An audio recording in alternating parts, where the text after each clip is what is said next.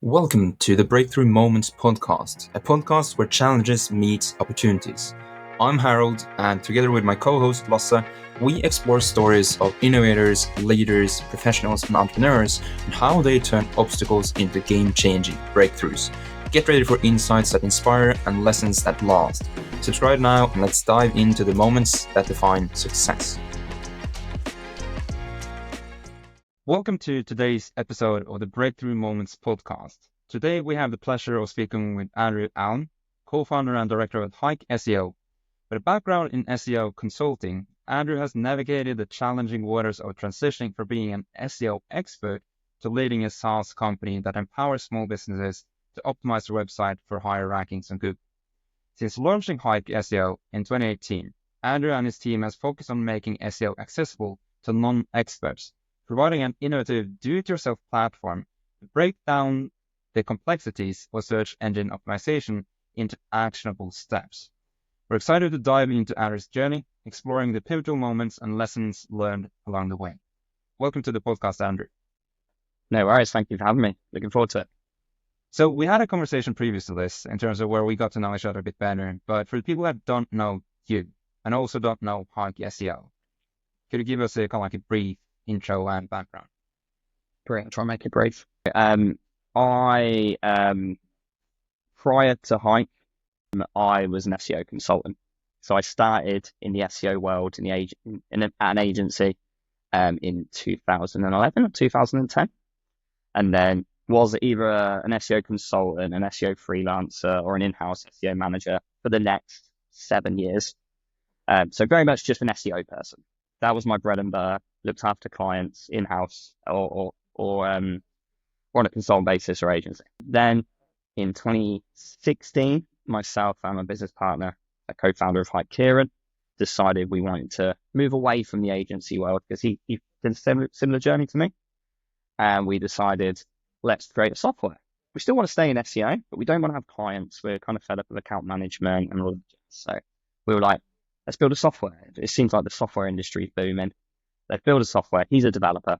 He learned to develop through PHP or with using the language PHP. And so we decided to build a software. It was a different software first. It was another software. We pivoted from that. I wouldn't say it was a failure.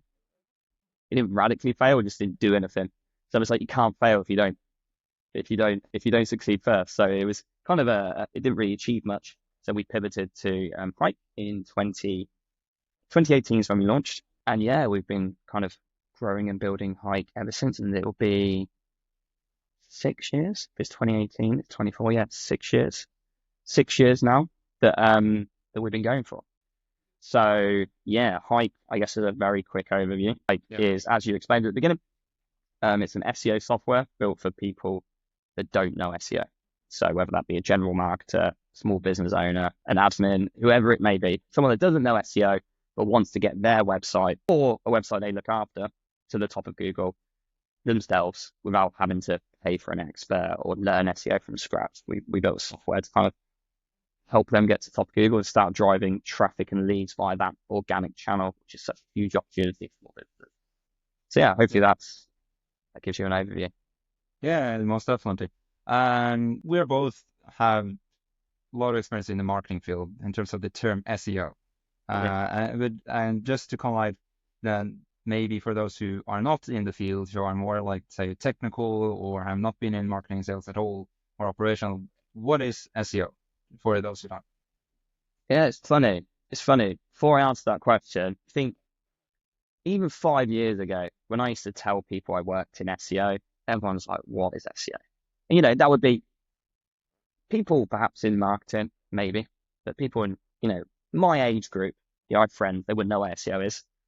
Now, if I say I work in SEO, whether that's to friends or to people like my auntie that knows nothing, she'll go, search engine optimization. It's really worked itself into the vocabulary, So it's interesting, but not many people really know what it means.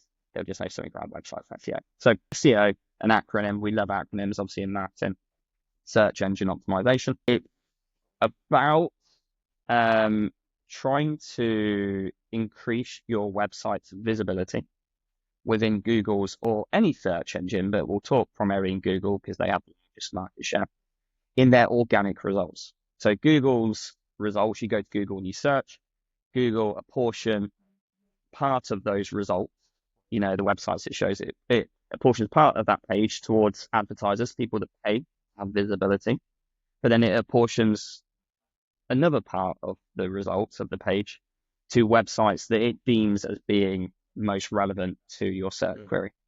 And that's the organic results. So you don't pay for that. You're not paying per click. You essentially want to be the website that Google thinks will provide the most value to the searcher. And how Google does that is through evaluating your website across a range of what we call ranking factors. So there's hundreds of them, right? It'll be how good your content is, how fast your website is, how easy it is to use, how authoritative it is, how much of an expert it is, etc. So it's evaluating you across all of these different metrics, and it basically compares all of the websites that it thinks are relevant, and whoever's it thinks is most relevant, it pushes to the top. And the process of SEO is about understanding what those rankings are, what Google's looking for, and then optimizing your website, your brand, to meet the criteria that we know Google really looks for. That's what search engine optimization is. That's where that's where search engine optimizers, whether they're consultants or software, help with that process. I think that was a nice one. Again, if I ask my friends who are not in business, but are in more traditional fields, brick and mortar, in psychologists, working in defense, a lot of these still don't know what SEO means. So I think it's a nice way to kind of just have that in the beginning of this, because a lot of the things that we're going to go through are going to be SEO. So like if SEO is still a question mark, hopefully it's not that by this point.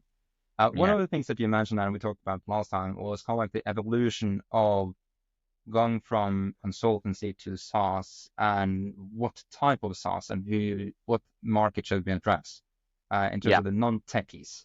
Well, can you kind of share a bit about the background by choosing to make Hike SEO something which is actionable for those who are not techies or SEO native or marketers from beforehand, and what challenges that was faced? You mentioned some of them when we spoke last, but what's been the thought process behind that?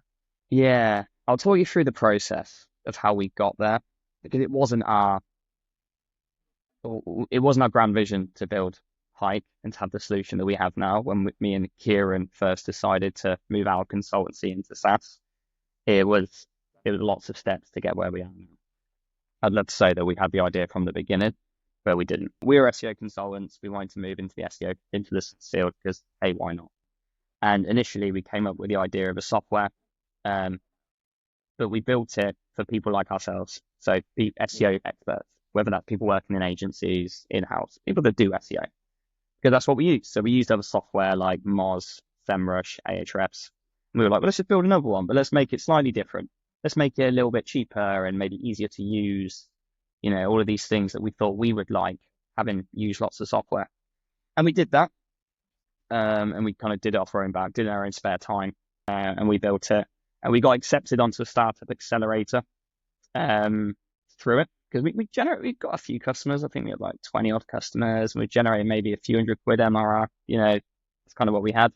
But we were doing it our free time. So it's kind of a nice achievement. And we got into this accelerator, which was really cool because they invested in the business, which meant that Kieran and I could drop our freelance projects and actually focus on it 100%. But what we found very quickly was trying to sell software in a saturated market where there's lots of software is very difficult. That essentially fulfilled the same function to the same audience that all the existing software was doing, which was software for SEO experts being sold to SEO experts. And our software, it was all right, but it wasn't much better. It was a little bit cheaper, but it wasn't much better. You used to hear things, it's not 10x cheaper or 10x better. People won't do it. And so we had the assumption that if it was a little bit better, a little bit cheaper, people would use it.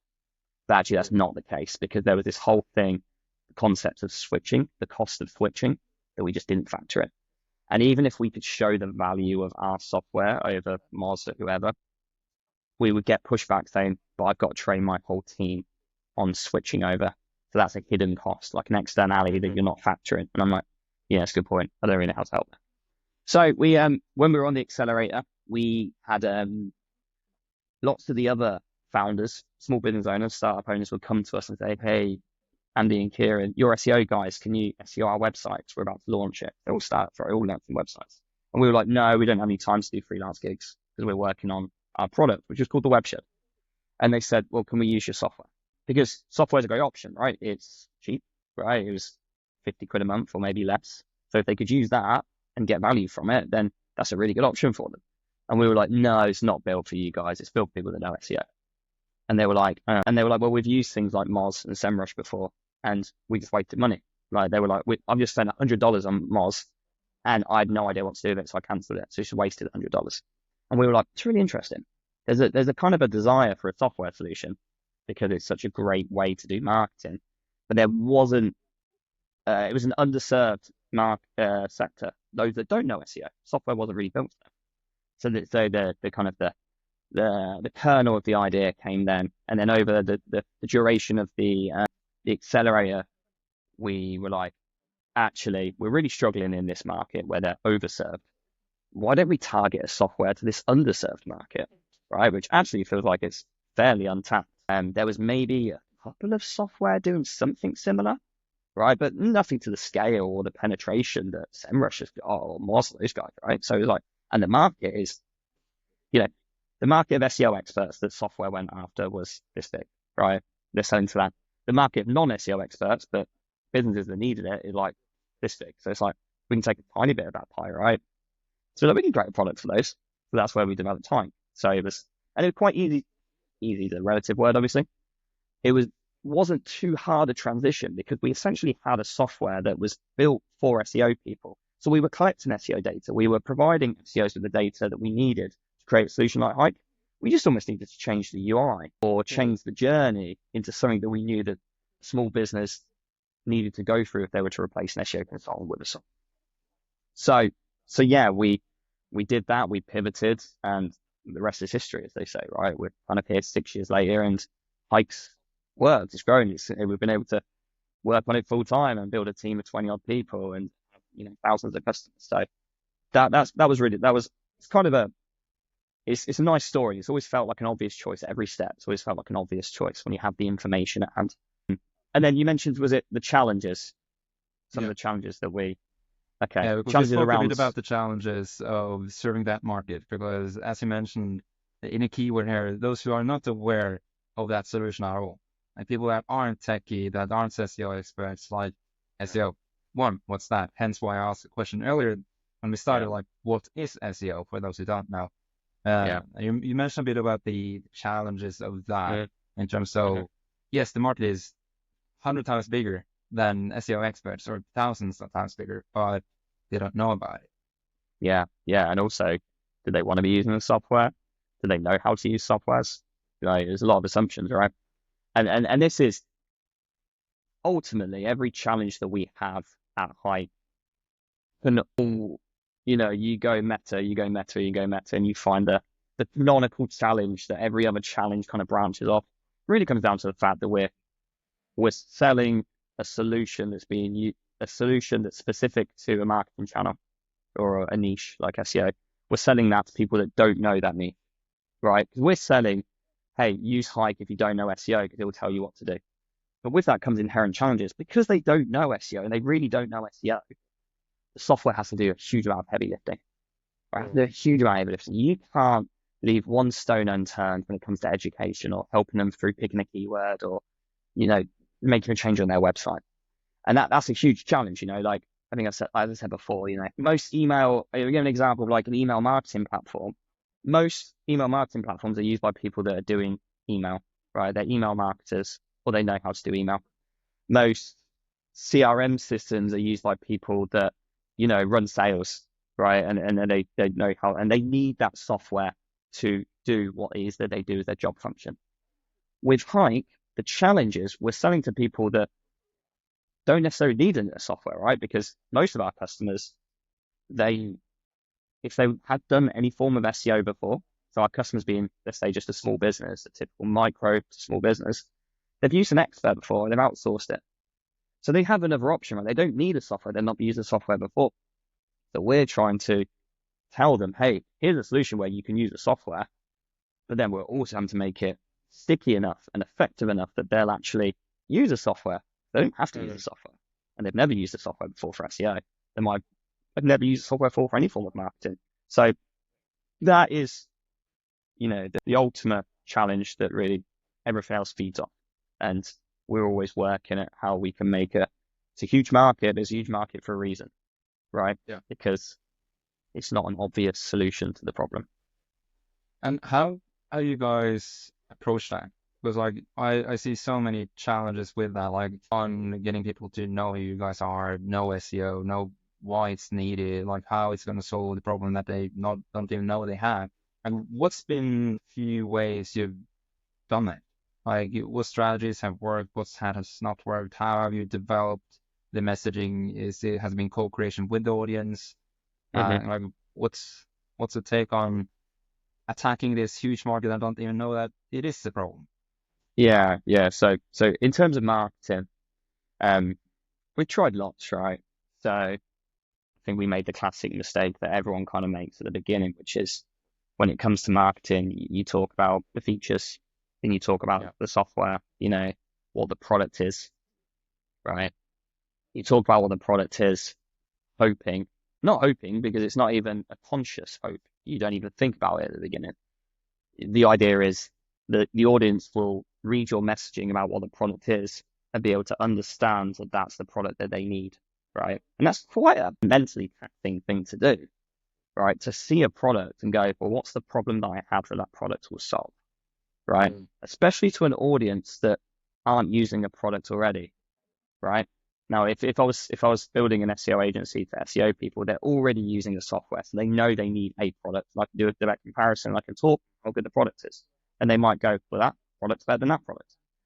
When you're selling to an audience that's solution unaware, they don't know about this solution. They just don't know that a solution like this exists. They think if they want to get their website higher in Google, that they need to get an expert, right? They've got to hire one internally, externally. They've got to learn SEO from scratch themselves. So when you're talking to an audience that knows their problem, but they don't know about this solution, they're not going to Google and search in SEO software for small businesses, SEO software for people that don't know SEO, right? Easiest. They're not doing that. They're solution unaware. And so therefore, promoting the solution through messaging just doesn't work. It didn't work at all. And I went on a course recently, and there was a quote that really summarized it. And I'm like, if I just heard this quote 6 years ago, if I'd have listened, which is, people aren't buying I'm going to butcher this. It's like people aren't buying a product, they're buying the solution. In essence, I'm paraphrasing, they're buying what it solves, right? And so that has been your marketing. And that's what worked for us, right? Like we can distill, the good thing about Hike, because it will happen quite naturally, you can distill the problem and solution quite easily.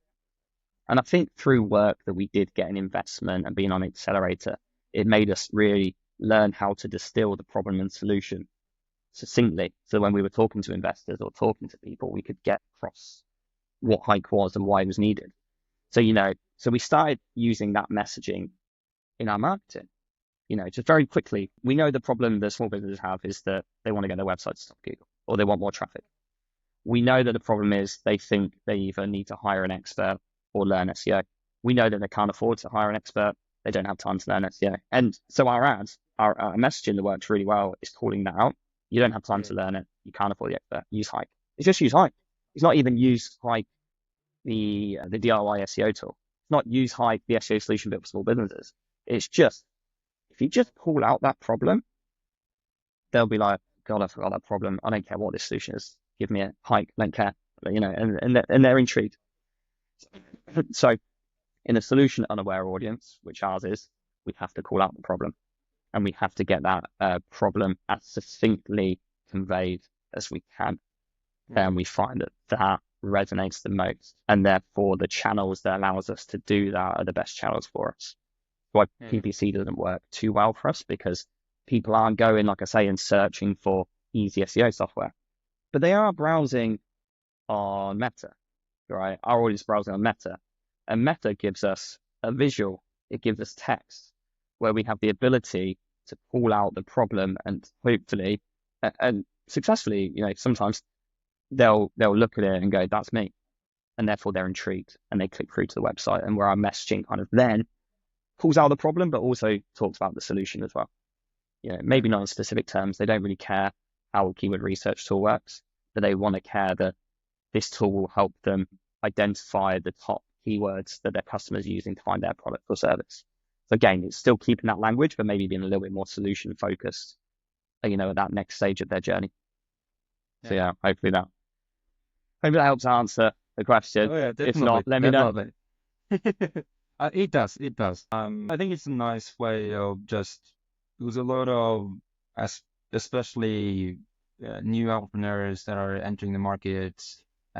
You often, or entrepreneurs in general, like they often start with, I have the best product in the world, and you're so focused on features, and none give a shit. It's what can it do for me? The typical one, what's in it for me? And the fact that you guys try to navigate where can we need to focus on product, on problems to build that awareness and focus on it, and then have platforms that actually allow you to communicate those messaging to those who don't necessarily search easy SEO. I think that's interesting. But then as you then have found a way to find them, get them, how do you guys retain them? Because I think, like, again, retention is also an issue, because like if you have no clue about SEO, no clue about how that Hike is a solution to a problem that you might not even know you have, how do you get people to stick around?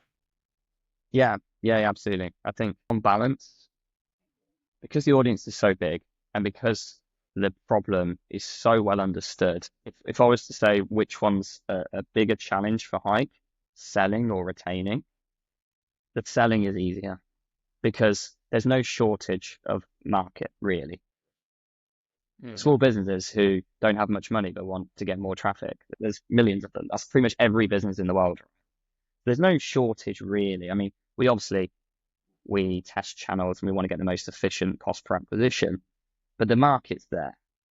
Maybe if we're an enterprise tool where the market's small, that might be more of a challenge than churn. But for us guys, it's volume, right? There's volumes there, which means on balance, retention is a bigger thing that we focus on in the business, and a bigger thing that we've worked towards improving and can improve further. We've got a lot better for sure. We've made huge strides, but that is the bigger challenge. Because we're ultimately, we're small ARPU, right? Very low average order value, however you want to phrase it, and high volume, right? It's $60 a month, £50 a month. You can try it out, whatever. So it's a volume game. We're always going to have higher churn than if we were $500 a month. Retention is a big focus for us as a business. And obviously, if you get the retention down, it means that then you can spend even more on your acquisition. So how do we do it? It's a combination, like, obviously I've spoken, communicate just how tricky what we're trying to do is. We're trying to sell a solution to a solution unaware audience who don't know the SEO typically. So we have to handheld them and guide them. Because in an ideal world, the audience we're going after, what would be an ideal solution is to be able to give them an SEO consultant. Do you know what I mean? Give them the SEO consultant and a software, right, for $50 a month. Right, that would be the perfect solution. As good as we can make Hike in terms of walking them through it, giving them guides, educating them, helping them, removing all friction, making it as seamless and simple as possible to build an SEO strategy and to execute an SEO strategy. It will never be as good as them actually having a really good SEO expert in the team, right? But that's what we should aim for, because that is the ultimate. That is like the ideal, really. If we think in terms of ideals, that's the ideal. The ideal isn't the software. The software is the means to the end, but really it's a consultant's a means to an end. It's a level above, right? The consultant uses the software. So we have to work on all those things. And what is our guiding principle is make the software be as though the features, the communication, the education, be as though is their SEO consultant as well, right? There is an SEO consultant who is maybe not making the changes for them, but it's telling them what to do. It's educating them. It's informing them. It's helping them to do the things they need to do. So it's almost like it's, in that sense, you call like a coach or a mentor. The coach or mentor says, make these changes. It doesn't make those changes for you. Kind of what Hike's doing from a software point of view. So that's kind of always been our guiding principle, which is try to make the software as easy to use as possible and just tell them what to do. That's always been a key with Hike. Don't give them data, just tell them what to do. They don't have the time to learn or understand the data. They don't want to. Just tell them. Just like a consultant would use Ahrefs, get a big spreadsheet of data and go, right, I need to do this on the website first. I need to do this next. This will take me half an hour. That will take me 15 minutes. I'll probably get better results if I spend my time doing that than this. Just like a consultant would do, or an expert. Software can do that, right? You can build an algorithm that does that. The software can do it. But then the actual just execution bit, that's what the customer has to do. And that's the trade-off for people that use Hike. They're getting something that costs 10% of an expert, right? But they're having to put in their time, and they probably won't get the same results as a really good expert, but they might get 80% of the results they would. We've got thousands of keywords, they've got keywords on page one, that have used Hike, right? And they're doing it at $50, $60 a month. So we need to, from education, help them. One of the other ways that we get to it, but AI is obviously opening up a lot of opportunity. As we move forward as a business, we need to think about a term that I try to align everything to is indispensability. SEO software is a dispensable solution because it provides you information or gives you guide. Like a coach is dispensable, right? Mm-hmm. You have a coach, yes, they'll help you improve and get better. But if you wanted to just stop using them for a little bit, you can stop using them for a little bit. And because of that, Hike is of the same nature. Any SEO any software, I guess, is really if it's just giving you guidance and information, right, at a high level. So we've worked on features to become more indispensable, provide more value, and be more indispensable rather than being just merely a coach. Can we be a coach that actually does some of the work for you, that's responsible for it? And if you remove that coach, then actually you lose what that coach is responsible for, right? So that's where we're kind of looking, how can we create a better product that makes it more indispensable for our customers? Yeah. I remember when we spoke last, you mentioned, we discussed a bit back and forth in terms of the entry of AI. Like it's now close to 2 years because we're recording this on September the 4th. And ChatGPT was launched on November 2022, something like that. And the generative LLMs or large language models and how that's changing the game. Yeah. And I remember we discussed a bit about, because the core essence of what you guys have at Hike is the foundational evaluation model of what does a company and business need to rank with SEO. And a lot of those activities potentially could be done with API endpoints and having an AI layer on top of that to actually evaluate based on the given status, what's next, what needs to be done, what endpoints do we have connection to, let's say indexing websites on blog posts, for example, sending those to Google. That could be an endpoint an AI has access to execute whenever it feels like it. And I really liked when you mentioned that. And this was actually the question I was about to follow up on in terms of how do you see AI is going to shape the future of Hike in terms of all the data that you guys have just as a baseline or within the software. And looking forward, are there any kind of like big things with AI that you see is, okay, this is going to be the thing, or is it still kind of like not crystallized entirely? I think in my head it's very crystallized. Whether people might have different views in their head. There was a tweet that I think summarized it nicely a few years ago. I remember putting on a board deck, which is the next unicorns in SaaS will be those that allow one person to do the work with 3 people. Right. So it'll be about software pulling more of the weight, right? So you need less humans using the software, let's say, whether that's for efficiency or now with AI, it's because AI are like humans building into your product, and so that is where it will go, right? For me, that's very much where it will go. So if we think about the relationship between software and marketing at the minute, is you have an end user and you have the software. So the end user interacts with the software and creates the output. Now, the end user we think in terms of the end user does a couple of things. The end user decides what to do and does it. So using the software, it decides what it needs to do. So in SEO software, it goes, the end user decides the strategy. What keywords should we build? What pages should we optimize? What content should we write? And then the human person then also does those things, writes the content, chooses the keyword, builds the strategy. So output. So from that strategy, makes the changes on the website, writes the content based on that. So if we think of the human fulfilling two parts, building the strategy and executing the strategy, using the software to help with the first part and with the second part in a way, then that first part can be replaced by AI quite easily.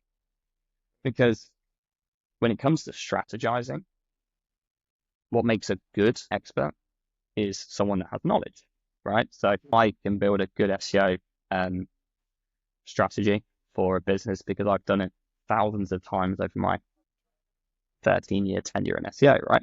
As someone that's been doing it 1 year, couldn't build a good one as me. What's amazing about LLMs is that they are experts, right? In all of these fields pretty much. And every time there's a new iteration, they become better. I remember when GPT launched initially, ChatGPT, and it's 3.5. Because we've used 3 in the product for a long time. Even before ChatGPT, we used GPT-3 in the product to generate small bits of content like page titles, meta descriptions. It was such a leap to go from what 3 could do to what 3.5 could do, and then 4 very quickly in ChatGPT.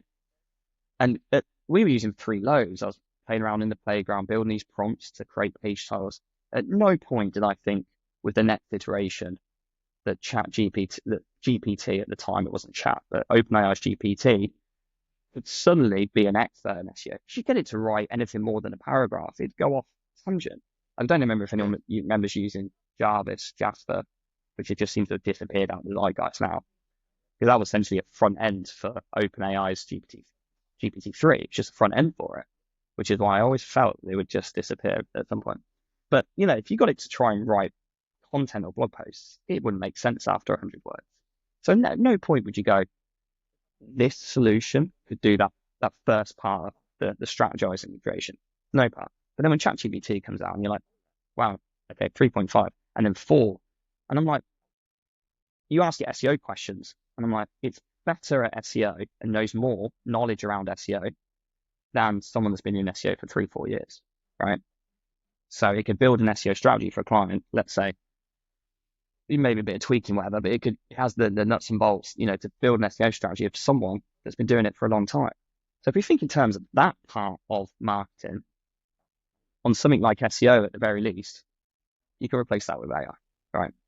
And that's what we're going to do in Hike, right? So it's taking that away from the human part. So now what you've got now is you've got AI building the strategy, you've got the software in a software, and then you've got the software still as an element, and you've got what the human's doing is just implementing that strategy, right? It's making the changes based on that strategy.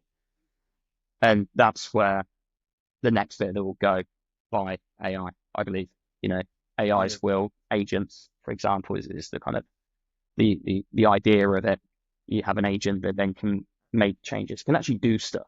It's not only an expert to build a strategy, which it can do well in SEO, but it can actually then go and make the changes as well. So what you're removing there is those 2 parts of a marketing expert, 2 parts of a consultant. You're kind of replacing both. I think the first bit we can replace now. The second bit we can replace now is what we're building as well.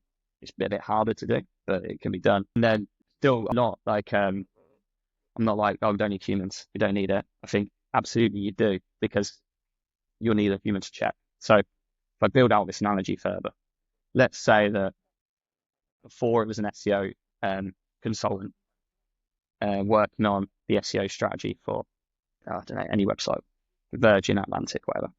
They would build the strategy, then make the changes, right? So there's 2 halves of them that I was talking about. They're using software to help. But really, that SEO consultant or manager that's doing it is running those changes by the marketing team. It's running it by their boss. It's running it by, it's getting approval. He or she isn't doing everything on their own. They're getting approval. They're getting the team's buy-in for this is the strategy we're going for. And that's how I view kind of what Hike could be or other software. The AI is building the strategy and the AI can make the changes, but the humans, that kind of QA in between, just like a human would be if they were outsourced to an SEO specialist.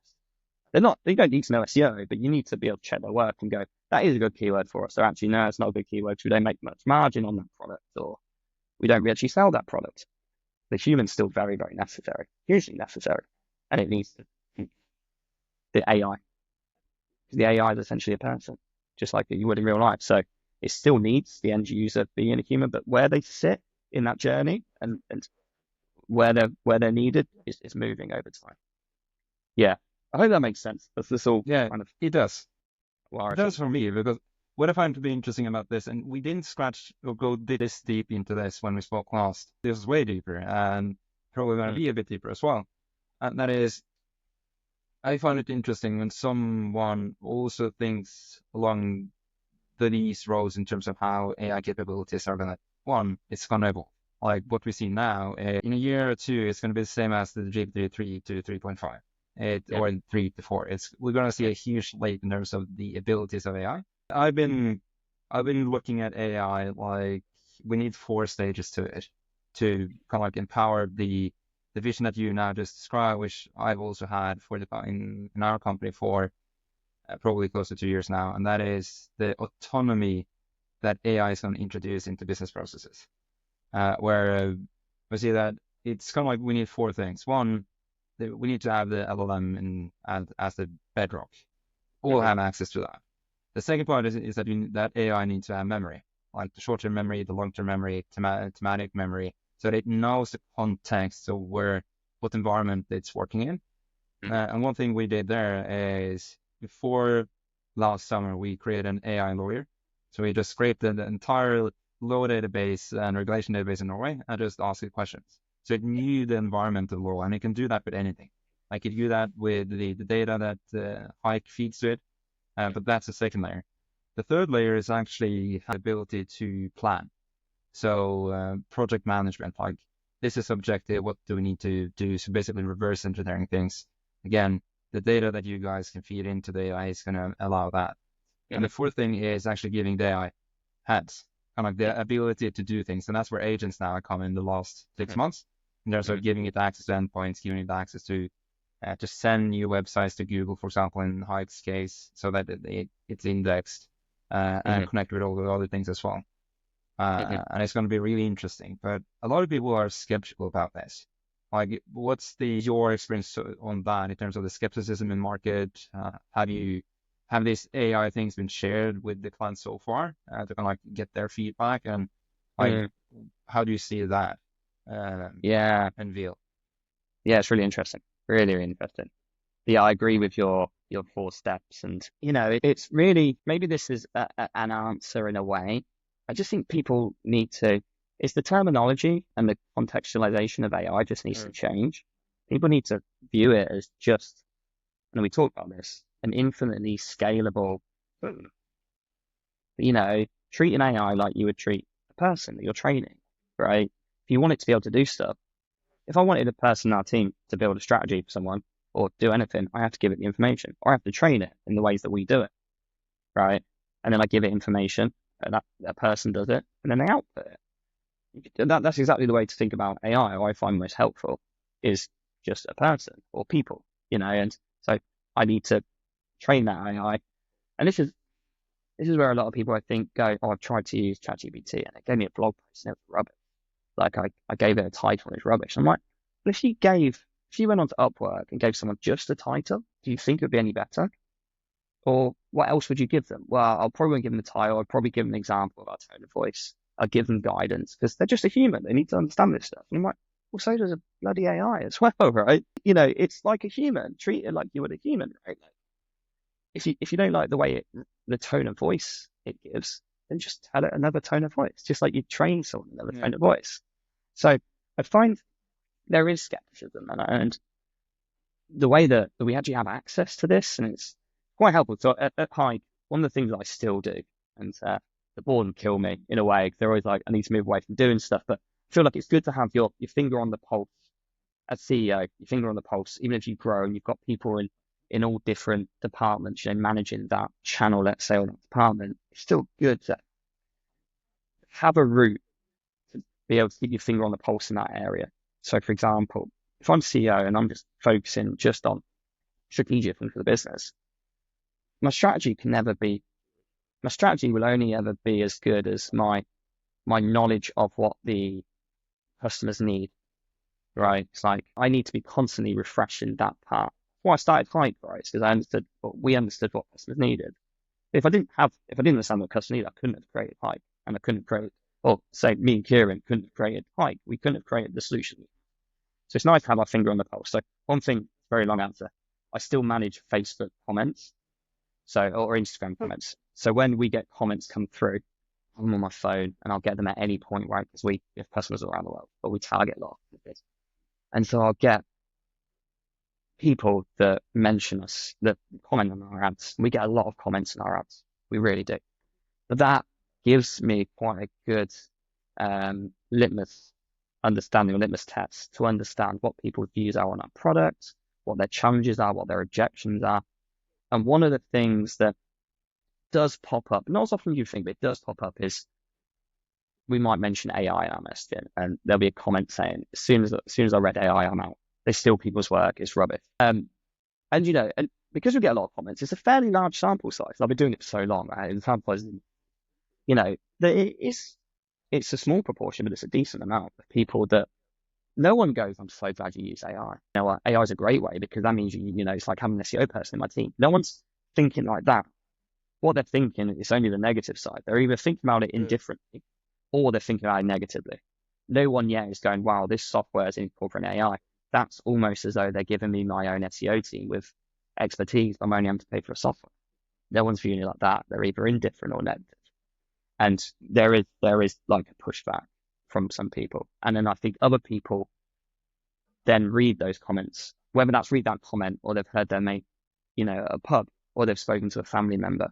And if people haven't, I guess, really, I've been thinking about it. I've been listening to AI and thinking about it for years. And so I've got these well-developed ideas. But, if you haven't spent that time yet, which is fair enough, that isn't your area, then you might not have developed these thoughts, which means you are prone to seeing how other people talk about it and perhaps going, oh, perhaps it isn't great AI. Oh, they do steal. Okay. It's tone of voice. Oh, it's rubbish. Oh, that doesn't sound like me. I can't use that. And therefore then generalize that to the whole concept of AI, because they just think of AI as quite this narrow thing. Narrow in the sense of a chatbot. Not narrow in the sense of like just doing one thing, but narrow in the sense that it's just ChatGPT. Yeah. And I think another thing, something going on, people think very incrementally and linearly when it comes to progression of something. My industry is Google, right? If we think of Google when I first started 11 years ago to now, yes, it's unrecognizable, the search results, but it's fairly recognizable. But if we look at what it provided then to what it provides now, it's very incremental. They started adding Google business profile, Google My Business, and now started to add more ads. Oh, now they've got this little results bit at the top. Oh, they've added Google Shopping. It's always like little things over a 13, 14-year period. I think a lot of people look at what ChatGPT can do now or other LLMs can do now and think they play at the same level of progress of what they see with other software, which is it'll get a little bit better over years, which means if I don't like it now, I probably won't like it in 5 years' time. So if you didn't like Google 10 years ago, you probably don't like it now. You don't like search engines. Or if you didn't think it was good then, you probably won't think it's good now. It's pretty much the same, but incrementally better. But I mean, as I said before, the difference between 3 and 3.5 going to ChatGPT, ChatGPT was phenomenal, right? It was a huge shift, seismic shift in what it could do, paradigm shift. And it's going to keep getting better. And I think people can't necessarily, and it's hard even for me to do it, but at least I have the experience to be able, I'm lucky, fortunate to have seen that progression, to know that the next progression as we take, and yourself as well, we go, oh, this is going to get crazy. And I think right now people don't have that prior knowledge, so they don't extrapolate and go, bloody hell, this is going to get insane. Yeah. So again, I think that's another. Yeah, but given the fact that it's, at least according to the product vision, so essential. Well, you have a market that don't know our solution where, and there's skeptical about what's to become one of the core pillars in the product. What do you see that as a challenge, or what do you guys have to do to kind of like bridge that uncertainty, bridge that skepticism, and remove it so that the Yeah. product is something that isn't alienated in the long term, given the fact Yeah. that it's going to be an amazing SEO expert as part of your team, but it costing you pennies on the dollar? Yeah. Yeah. It's such a good question because in essence, I don't want to build up Hike or anything here or blow our own trumpet. We might be one of the first people to do this in a way, right? And this will impact every software. Like I was saying, the next unicorns will be those that allow one person to work for free. That's because AI will be built into those products to help us do a lot of the heavy lifting or the strategizing. So Salesforce is going to go through it, right? MailChimp's going to go through it. All these guys are going to go through it. And in my head, the best way to market it or get customers to understand it is to anthropomorphize it, right? Is to say this is like your SEO expert. So I would rather, in a way, it'd be nice in a way if we could have a case study of someone did it 6 months ago and they did it really well, and a case study of someone that did it really badly, and go, this is how the market treats it, and this is market hasn't, because we don't have anyone to gauge it up. I think in a few years' time, it will be a moot point. You won't need to, at some point, I don't know, you won't need to say you've got AI built into your product. It will just be, everyone will know that every software will be super smart because it'll have AI intelligence built into it, right? But we don't have anyone to go off. So one way is to not really talk about the AI, right? It's to not position it as AI because that is so controversial. And that could be anthropomorphizing it. It's Bob, your SEO consultant, right? So this is your software with Bob built into it, right? It's not your AI expert because that is the wrong way of thinking about it. It has negative connotations. The AI is a means of having a replacement for Bob. So should we just call it Bob? That's all AI. I suppose the way of putting it, AI is the means of having an expert come with the software. So let's just call it the expert's name. Remove that whole thing around AI because people don't like it. That's one way of doing it. We are slowly, so we have a plan to get to, I guess, that whole, what I talked about, having the AI at the front of doing all the heavy lifting and the strategizing and the human being the QA. We are launching features fairly frequently between now and that vision that will allow us to try and gauge how people react to it. So starting with the automation of the strategy and before the automation of the doing, let's say. So we will be launching that. We are rolling out a little test pilot where we're going to provide this service with the help of AI, but do it manually for now. So we're almost, in a way, we're using the prompts, the system that we've built to do it, but we have to do it manually in the team, right? So before we build it into the products and it's dynamic and automatic, we can replicate it because we built, the processes. We haven't just built it into the software through the UI. So we're going to start providing that service where a member of the team runs through the prompts, that everything that we've built, for example, we've fine-tuned all of this, going through every step, and then giving the customer the output in the platform. But the team are doing it, but they're using the brains of the AI and positioning that to customers as though, the AI is doing it, right? Because it is the AI doing it, it's just the team implementing it before the platform can process it.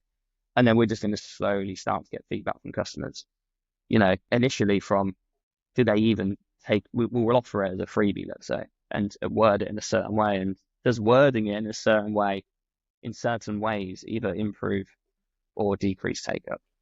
Is it a detriment if we use the word AI lots? Is it not if we just personify it, right? If we just give it a personality. So we're almost like faking it until we make it, to kind of test a lot of messaging before, boom, we push out the whole product, and we don't understand how people react to certain ways of positioning it. Yeah. I think that makes sense. I like the personification of AI. I have a couple of friends that has been really, really deep into the AI tech in terms of creating coaches, actual coaches with near to zero latency on audio, to therapists in video, where it's actually it lip syncs and everything. And I think the path to it is not just talking about AI, like it's just a product. Like it's a means to an end. and focusing on that. I think that's definitely one way to go by it. But this has been really, really interesting. There's one final question that I have before we wrap up. Well, I asked this to you before we jumped on, and we were like, okay, what is it? So we'll see if you have the answer to it now. And that is, if you could get an answer to one question related to Hike, what you guys do, or the business and the market in general, what would you like to? Yeah. So rub it down for these questions. So I know when we spoke about it before, my brain first went to internal, as in like more knowledge of the team and culture and business and our leadership and how we can improve that. The reason I decided not to go for that is because I've almost just done an activity with another business where we've had a bit of a consultant come in and give us feedback on all these areas. So I already feel like I've got plenty of stuff to come back off that we need to work on, right? So I feel like I'd be a bit untruthful if I was like, oh, I'd like to know about, what leadership means to our team, because actually I've just learned that from this consultant. Well, maybe I shouldn't have said that, and it would be a good answer. And then I think selfishly for Hike and growth, I'd just like to know, and this is a very obvious answer, just we have growth goals, obviously. We want to become a very large, company, that is a de facto and go-to SEO solution for small businesses, right? And there are going to be, just as there has been, there can be some channels that are really good at acquiring customers at a really good cost per acquisition. There are going to be some that fail. If I could ask any question, almost to an oracle or someone who knows the future, would be, which channels should we double down in? Which are those that will provide us the biggest growth? Because I think what's hard about that question, or the answer to that question, is what data you analyze that on isn't always the immediate information you receive. So, for example, we could try a channel and it provides immediate results, and therefore we know to scale that. There could be other channels that don't provide immediate results because we need to iterate and learn from it, but we discount it and don't continue with it because we don't see those immediate results. So it's very hard to know at what point you fully judge a new idea or a new channel. So if I could skip that and someone could tell me that this is going to be your big one, this is the one with 100% certainty, then it would then allow us with a fairly small team, that's that small resource, to be able to go, let's keep going with that one, even if we don't get results at the beginning, because that's the one that's going to really enable us to scale. It's not a small ask, but it'd be a good one if I can get the answer to that. Yeah, I think it's a good one, and it's kind of like looking into the future. What would be worth it if we look back 5 years into the future, and we then look back, what strategy, what tactic, what channel, what approach yielded the most in the next 5 years? Yeah. Well, that's if we do discover that in the next 5 years, because we could just in the next 5 years continue with not the optimal ones. Yeah. But we'd have learnings, that's for sure. Yeah, it's a difficult question, and you never know. It's kind of like the future will show.